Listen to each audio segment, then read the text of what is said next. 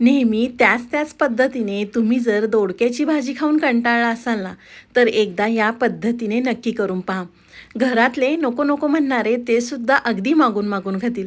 तर कसा बनवायचा रेसिपीला सुरुवात करूया.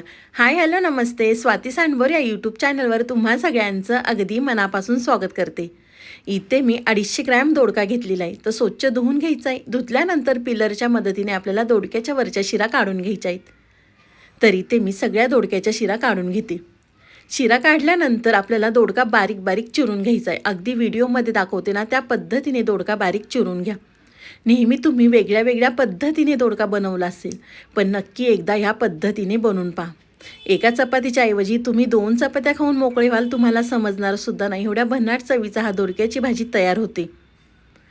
तर इथे पहा अशा पद्धतीने आपल्याला दोडका बारीक चिरून घ्यायचा आहे.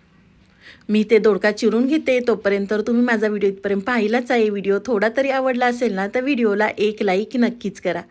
साईडचं बेल आयकॉनसुद्धा प्रेस करा, म्हणजे तुम्हाला माझे नवीन नवीन व्हिडिओ पाहायला मिळतील. तर तुम्ही पाहू शकता मी सगळा दोडका बारीक चिरून घेतलेला आहे. एका साईडला कढई गरम करून घेतलेली आहे. कढईमध्ये आपल्याला 1 वाटी शेंगदाणे घालायचे.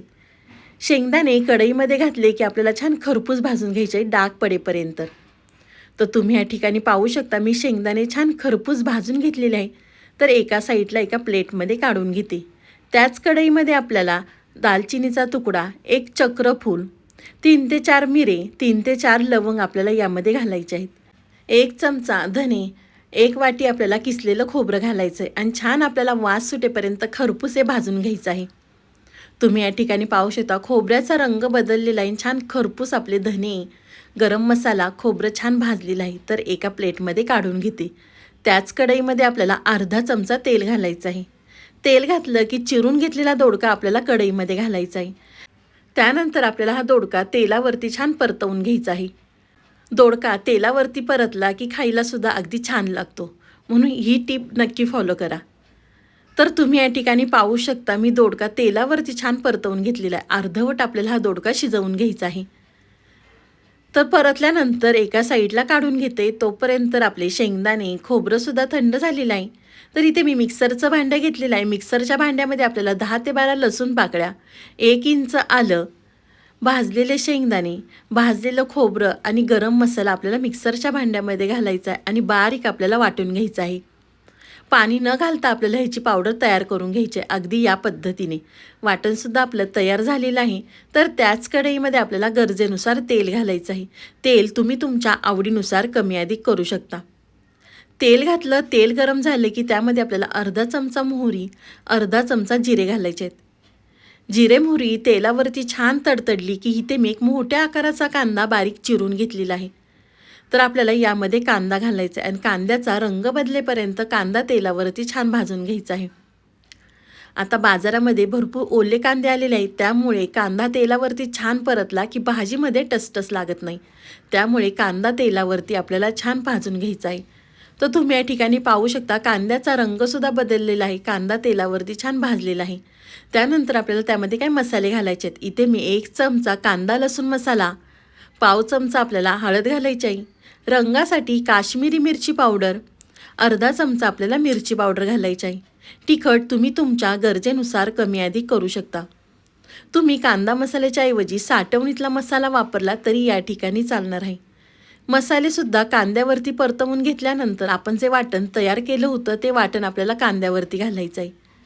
वाटण घातल्यानंतर मिक्सरच्याच भांड्यामध्ये थोडंसं पाणी घ्यायचं आणि ते आपल्याला त्यावरती घालायचं आहे, म्हणजे वाटलेला मसाला कढईला लागणार नाही. तर इथे मी वाटण छान तेलावरती परतवून घेते.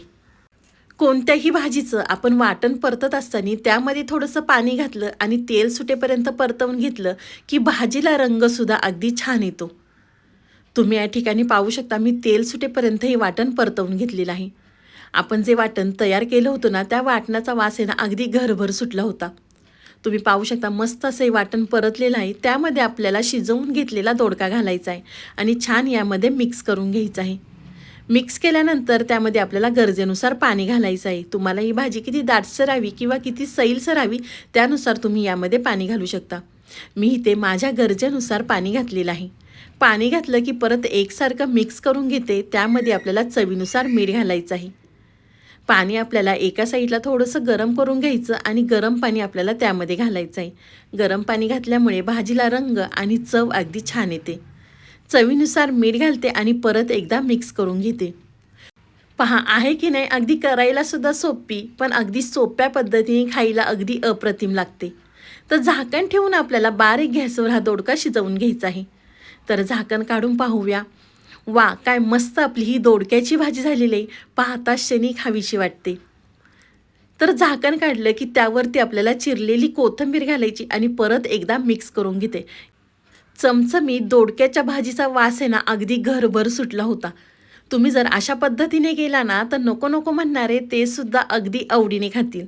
पण एकदा या पद्धतीने करून पहा। तुम्हाला ही माझी आजची रेसिपी कशी वाटली ती मला नक्की कमेंट करून कळवा। व्हिडिओ आवडला तर व्हिडिओला जास्तीत जास्त शेअर करा। तर चला पुन्हा भेटूया असाच एक छानसा व्हिडिओ घेऊन, तोपर्यंत बाय।